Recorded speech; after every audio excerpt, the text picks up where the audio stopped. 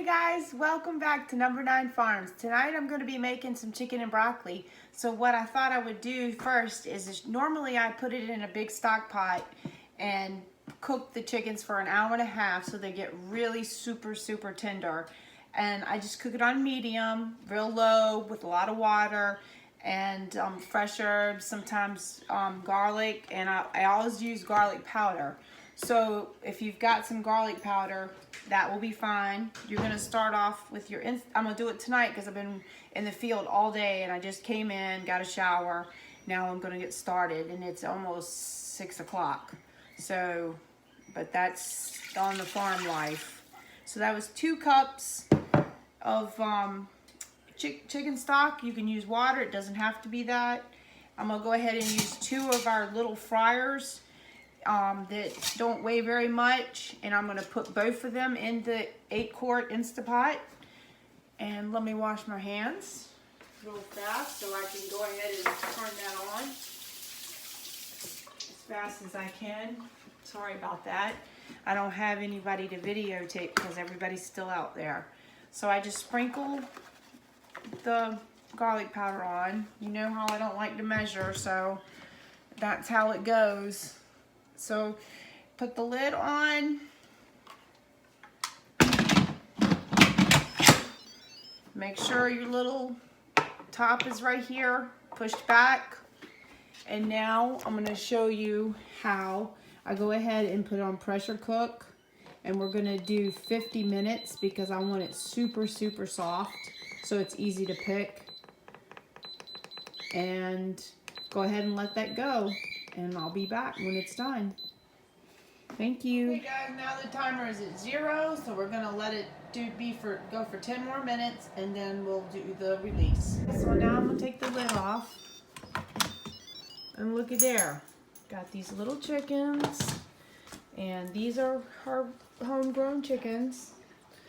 So I'm gonna get the fork and show you how tender they are. Look at that. Okay, so now I'm gonna get these out on the plate and cool them, and then I'll go ahead and pick the chicken. See, now I've got them on the plates, and that way they're gonna cool, and you can see how well they fell apart. And now that'll make it where it's easy to pick the chicken off. And well, that was 50 minutes. And 24 minutes that ended up being that I had to wait because I got busy. While you're waiting for your chicken to cool, you can go ahead and cook your broccoli. So this is one of those Tupperware microwave stackers. I just use a bag, or maybe about a whole bag, but this was a half a bag I already had. So go ahead and cook that in your microwave about 6 minutes, 5 minutes, and I put a little tiny bit of water in there, and that's it. Or you can cook it on the stove, however you cook your broccoli. Go ahead and get that done. Okay guys, I've already greased my 11 by 15 casserole dish. The broccoli is cooked. It took 7 minutes, and the chicken is picked, and that's all the bones that are left that I'm going to save for bone broth. And here is what I'm going to be using to mix. I've got 2 different cans, but that's okay, it doesn't matter. 2 cans of cream of chicken soup. These are, one's a 26 ounce and one's a 22, but whichever you have, doesn't matter. And because like I said, I don't measure. And then I've got the Duke's mayonnaise. I always like to use Duke's, but that's just a preference. And also you're going to use the curry powder. And now we're going to go ahead and layer the first layer here of the broccoli, then the chicken, and then I'm going to show you how I mix that. But I'm going to go ahead and start the oven. And I do 375, but that is okay if you, whatever oven you have that you want to use. What I'm trying to say is some ovens are very different, so you decide on which is best for you. Broccoli is layered. Now the chicken is layered. Guys, so I have the 2 cans of chicken and broccoli in here. So I'm just gonna go ahead and like I said, I don't measure a lot, so it's gonna be hard for me to go ahead and do that. So you,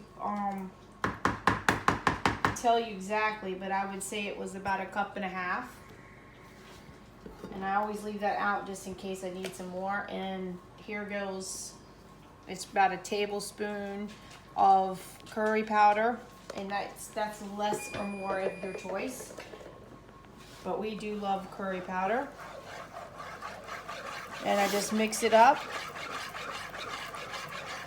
And that's about the right color that I'm looking for.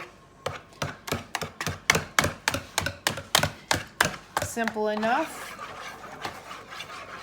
And that's it.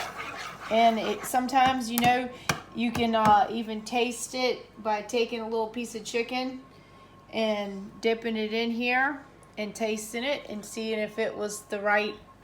That's really good. Okay, so now I have a videographer. And now we are going to go ahead and scrape this on top of the chicken.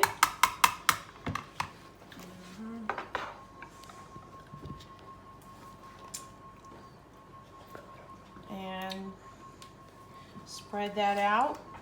And like I said, this is an 11 by 15 pan. And if you were just doing a 9 by 13, you just would need 1 chicken, 1 can of soup, probably about 3/4 of a cup of mayonnaise, and maybe a half a tablespoon of. Dusty, people don't want to get sick while they're watching. Okay. What do you mean? Moving it all around everywhere. Oh, I gotta get that pro action. You know. All right, and now we're gonna go ahead and layer some cheese on top and put her in the oven. All right. Either. Like we are making the cheese. Okay, so what I wanted to tell you is normally we have regular blocks of cheese. Bruce had gotten this bag of cheese, and it's a blend like the Mexican blend. But normally I cut the cheese up myself, and it's much better with the cheese cut up ourselves than the kind already pre-made. And I just sprinkle it on the top, and then I go ahead and, so you can see this so it doesn't take you so long, I go ahead and sprinkle out a little bit more curry powder on top, but this is also a preference. And then I'm gonna go ahead and put it in the oven. But what I wanted to tell you earlier was 350 is probably a good price, a good temperature to use. So it'll be good. All right, thanks. Go ahead and put it in the oven now for about 30 minutes. Guys, it's bubbling on the side, so then go ahead and take it out. You know, we always cook rice to go with the chicken and broccoli. Guys, there it is, served on the plate. Thanks for watching and have a wonderful day. Bye.